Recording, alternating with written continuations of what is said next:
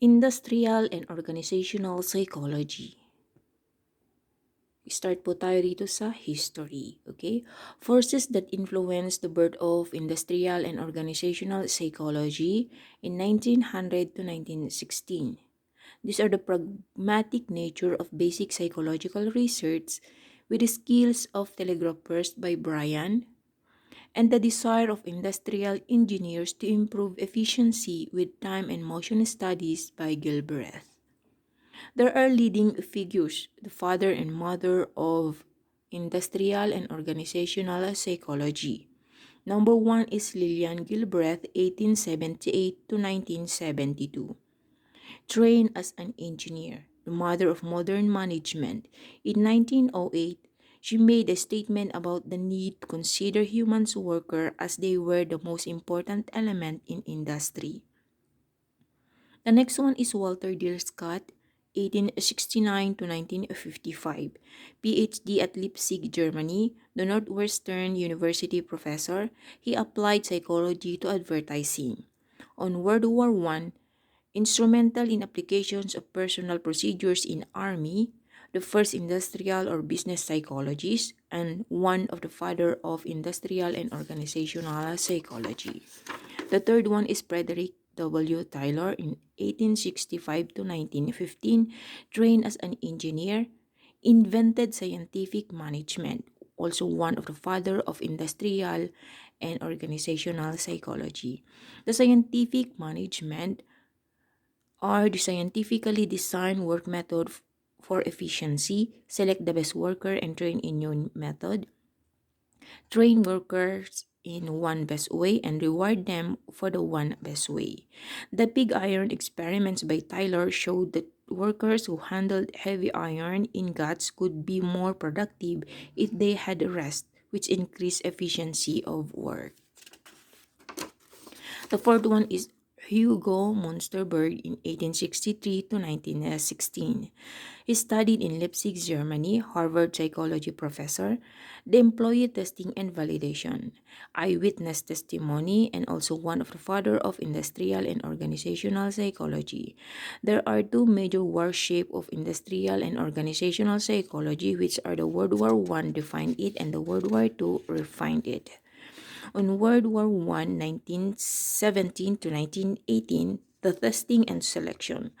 Yerkes most influential in involving psychologists in war, assessment of recruits Army Alpha and Army Beta. The Scots was researching how to place soldiers in jobs, and Journal of Applied Psychology began. Between the wars in 1919 to 1940, Bureau of Salesmanship research by Walter Bingham in Carnegie Institute of Technology and Industry, working together in 1921, psychological corporations by James Coulter have the purpose of advance psychology and promote its usefulness in industry. The Hawthorne's studies in 1919 to 1940 examined how scheduling, environmental conditions, and other structural factors affected productivity. The Hawthorne's effect is changes in behavior that are brought about through special attentions to behavior. Work restrictions, social forces that put limits on the amount of work that a worker accomplishes. The results suggested that social factors influence productivity and workers' morale. Industrial psychology and World War II. Advancement in technology created a critical demand for human factor psychologies and more sophisticated training techniques. The AGCT used to sort recruits into jobs. The OSS assessed candidates for military intelligence unit and pilots to fly warplanes. The other new issues include STEAM development strategies, performances, appraisals, procedures, and attitude change or moral methods, the methods used in private industry. Towards specialization in 1946 to 1963, industrial and organizational psychology became legitimate field. In 1946, Divisions 14, industrial psychology began with the formations of subspecialties by engineering psychology, personal psychology, and the human relation, took on stronger organizational flavor.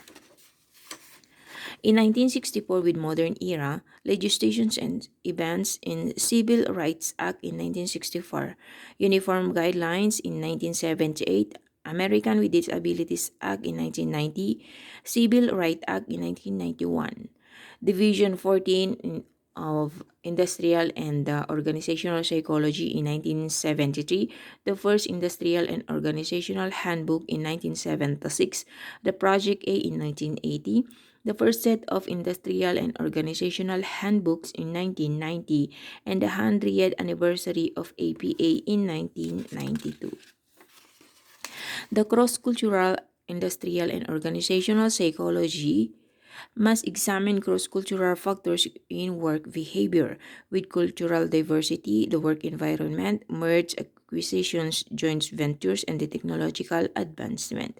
With the mandate of industrial and organizational psychology, must increase the fit between the workplace and the workforce at a time when the compositions of both is rapidly changing. This video is made of for me as my reviewer. Thank you.